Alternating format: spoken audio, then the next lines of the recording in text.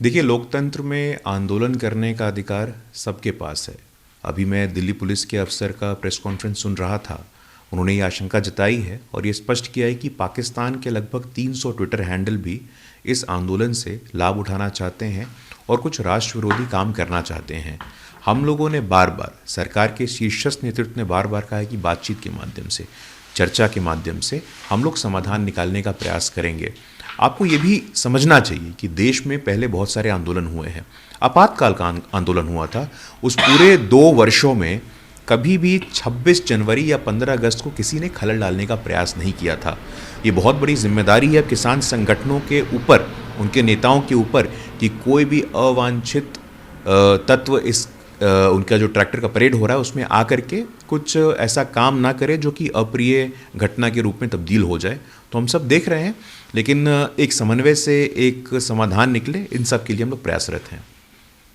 राहुल गांधी ने ट्वीट करके कहा है कि सरकार का काम था चीन को सीमा पर रोकना, न कि सत्याग्रही अन्नदाताओं को बिहार दिल्ली बॉर्डर पर। मोदी सरकार अयोग्यता और अहंकार। देखिए, मैं उनको 1962 में जो लड़ाई हुई थी उसका याद दिलाना चाहूँगा कि किस प्रकार भारत ने घुटने टेके थे, और अभी भी हम लोगों के ध्यान में वो ताज़ा है कि बहुत अंदर तक चीन के सैनिक घुस के आ गए थे। तो कांग्रेस पार्टी या राहुल गांधी जी के पास कोई नैतिक अधिकार तो है ही नहीं चीन के पास बात करने का।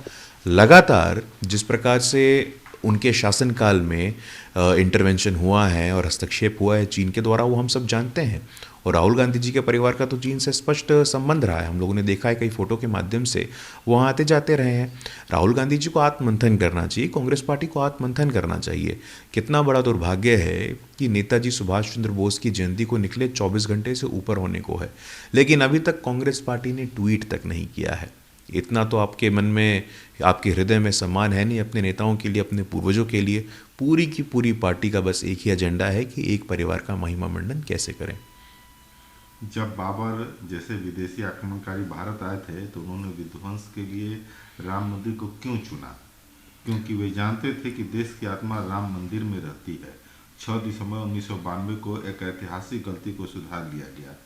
दिल्ली में केंद्रीय मंत्री प्रकाश जावड़ेकर ने बात कही। देखिए, निश्चित रूप से, और बहुत ही सही बात कही उन्होंने। हम लोगों के यहाँ जो हमारे राष्ट्र की अवधारणा है वो संस्कृति में रखी गई है, और राम मंदिर सिर्फ एक मंदिर नहीं है, ये सामाजिक समानता का, सामाजिक समरसता का एक स्मारक है। पूरे के पूरे राम मंदिर में लोगों की निष्ठा आज से नहीं, हजारों वर्षों से है, और सबके पास, हर पंथ में ये अधिकार है। तो जब देश में बहुत बड़ी संख्या में हिंदुओं की आस्था का ये विषय होता है तो निश्चित रूप से वो सिर्फ महज एक ऐसा केंद्र नहीं होगा, एक सांस्कृतिक केंद्र होगा, एक धार्मिक केंद्र होगा, एक सामाजिक केंद्र होगा। हमें देश की आज़ादी के लिए अपना सर्वस्व निछावर करने का अवसर नहीं मिला, लेकिन हमें देश ने अपना सर्वश्रेष्ठ अर्पित करने का मौका जरूर दिया है। हम देश के लिए जो भी अच्छा कर सकते हैं, हम भारत को मजबूत करने के लिए कर सकते हैं, करते रहना चाहिए। पीएम मोदी ने बात कही है। देखिए, निश्चित रूप से, और पूरा का पूरा कोरोना कालांश जो था, जो कि एक अप्रत्याशित था हम लोगों के देश के इतिहास में नहीं बल्कि पूरे विश्व के इतिहास में, प्रधानमंत्री जी ने कुशल नेतृत्व का एक अद्भुत उदाहरण प्रस्तुत किया है। अभी भी वैक्सीन की जो पूरी योजना बनाई गई है कि पहला 1 करोड़ हेल्थ वर्कर्स को, फिर बाद के 2 करोड़ फ्रंटलाइन वर्कर्स को, और उसमें प्रमुखता से सफाई कर्मचारियों को। हमारे यहाँ तो वीआईपी कल्चर है। कांग्रेस पार्टी के शासन में हम सबको याद है कि एयरपोर्ट में जिन लोगों की जांच नहीं की जाएगी, उसमें रॉबर्ट वाड्रा का भी नाम हुआ करता था। लाल बत्ती को ख़त्म किया गया। तो हमारे यहाँ वीआईपी कल्चर, एक लाल बत्ती कल्चर बहुत दिनों से रहा है।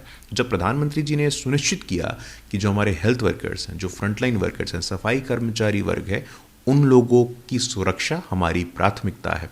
और अभी भी वैक्सीन मैत्री एक कार्यक्रम चल रहा है जिससे देश भर के लगभग 70 से अधिक देशों ने हम लोगों से वैक्सीन के क्षेत्र में सहयोग की प्रार्थना की है। और हम लोग निरंतर वैक्सीन मैत्री के कार्यक्रम से मालदीव्स हो, मलेशिया हो, बांग्लादेश हो, नेपाल हो, ब्राज़ील से हवाई जहाज आया था और 20 लाख वैक्सीन हमने वहाँ भी भेजा है। तो हेल्थ डिप्लोमेसी के क्षेत्र में जब हम लोग सामरिक रूप से स्वास्थ्य की बात करें तो भारत का एक मजबूत नेतृत्व पूरे कोरोना कालांश में उभरा है, और आने वाले वर्षों तक इसको याद रखा जाएगा। मध्य प्रदेश के प्रोटेम स्पीकर रामेश्वर शर्मा ने ममता बनर्जी को रामायण की प्रति भेजने की बात कही है और कहा है कि ममता दीदी not chanting Jai Shri Ram due to pressure from extremist. अगर आप राम बोलने से चूकेंगी तो आपका जय श्री राम हो जाएगा। नहीं, देखिए, कल हम लोगों ने देखा, पूरे देश ने देखा, आदरणीय प्रधानमंत्री जी भी उस कार्यक्रम में उपस्थित थे। नेताजी के जयकार किए बिना, भारत माता की जय किए बिना ममता दीदी ने जिस प्रकार अपने भाषण की शुरुआत में ही इस प्रकार की टिप्पणी की, ये आपत्तिजनक है। ये राजनीतिक विमर्श में नहीं होना चाहिए। हम लोग जानते हैं कि लगातार मुस्लिम तुष्टीकरण के नाम पे ममता सरकार की जो नीतियां रही हैं, वो चाहे मिड डे मील में हो, वो चाहे सरकारी पाठ्यक्रमों के माध्यम से हो, हम लोगों ने देखा है ममता दीदी और ओवैसी जी की जो पार्टी है वो एक ही सिक्के के दो पहलू हैं। लेकिन हम लोग पंथ निरपेक्ष में विश्वास रखते हैं, सर्वपंथ संभाव में हम लोगों का विश्वास है। देश का नागरिक, चाहे उसकी जो भी जाति हो, जो भी धर्म हो, किसी भी क्षेत्र का हो, सबको समान अवसर मिलने चाहिए और इस प्रकार की राजनीति करने से ममता दीदी को बचना चाहिए। भाजपा के सांसद है साक्षी महाराज, उन्होंने कहा कि सुभाष चंद्र बोस ने भारत के स्वतंत्रता संग्राम में एक प्रमुख भूमिका निभाई। उनकी मृत्यु अभी भी एक रहस्य क्यों है? पंडित नेहरू ने कोई जांच क्यों नहीं करवाई? उनकी मौत के बारे में सच्चाई सामने आनी चाहिए। पंडित नेहरू नेताजी की लोकप्रियता की तुलना में कहीं नहीं थे। देखिए, निश्चित रूप से ये बहुत ही स्वाभाविक सा प्रश्न है और ये प्रश्न पूरे समाज के, पूरे राष्ट्र के मानस पटल पे कई दिनों से, कई वर्षों से, कई दशकों से घूम रहा है और इसके लिए प्रमुखता से कांग्रेस पार्टी ही जिम्मेदार है। देखिए, हम लोगों ने, पूरे विश्व ने कल पराक्रम दिवस के रूप में नेताजी सुभाष चंद्र बोस को श्रद्धांजलि अर्पित करने का काम किया है। नेताजी के पराक्रम का उदाहरण देखिए आप। कांग्रेस पार्टी के अध्यक्षीय चुनाव में महात्मा गांधी के उम्मीदवार को उन्होंने चुनाव में हराया। 1923 में इंडियन सिविल सर्विसेज में चौथी रैंक प्राप्त करते हैं और कहते हैं कि हर रॉयल हाइनेस, जो कि इंग्लैंड की महारानी होती हैं, उनके सामने मैं सिर नहीं झुकाऊंगा। सबमरीन से अलग अलग देशों की यात्रा करते हैं, 7 समुद्र की यात्रा करते हैं, जापान में आज़ाद हिंद फौज की स्थापना करते हैं, मणिपुर, इम्फाल तक आते हैं। तो युवा पीढ़ी को उनसे प्रेरणा लेने की आवश्यकता है। लेकिन कांग्रेस पार्टी ने बड़ा अपमान किया है। दुखद ये है कि कांग्रेस वामपंथी पोषित बुद्धिजीवियों ने स्वतंत्रता के बाद से लगातार एक ही परिवार के महिमा मंडन में, पूरे स्वतंत्रता संग्राम का श्रेय एक ही परिवार को देने में जितने महापुरुष थे उन सबको, उनके साथ अन्याय किया है। वो चाहे बाबा साहेब अम्बेडकर हों, बाबू जगजीवन राम हों, सरदार पटेल तक को उन्होंने अब तक माना नहीं है। वो कांग्रेस पार्टी को आत्ममंथन करने की आवश्यकता है कि आखिरकार ऐसा क्या हुआ कि 2019 में पहली बार जो गणतंत्र दिवस का परेड हुआ था उसमें आज़ाद हिंद फौज के लोगों ने भाग लिया। आज तक आज़ादी के बाद आप लोगों को ध्यान नहीं आया कि आज़ाद हिंद फौज के लोग कहाँ हैं, उनको सम्मान करना चाहिए कि नहीं करना चाहिए। और विपक्ष हम लोगों पे आरोप लगाता है कि जब चुनाव आता है आप लोगों को नेताजी की याद आती है। 19 में 18 में कोई चुनाव थे क्या? मैं आपके माध्यम से जानना चाहता हूँ। तो कांग्रेस पार्टी एक परिवार के महिमा मंडन में, एक ही नेहरू गांधी के, उनको आप कैसे प्रमोट करें, इनकी चिंता में लगे हुए हैं। अभी तक 24 घंटे से ऊपर हो गए हैं नेताजी की जयंती को, लेकिन कांग्रेस पार्टी के आधिकारिक ट्विटर हैंडल से एक भी ट्वीट नहीं आता है।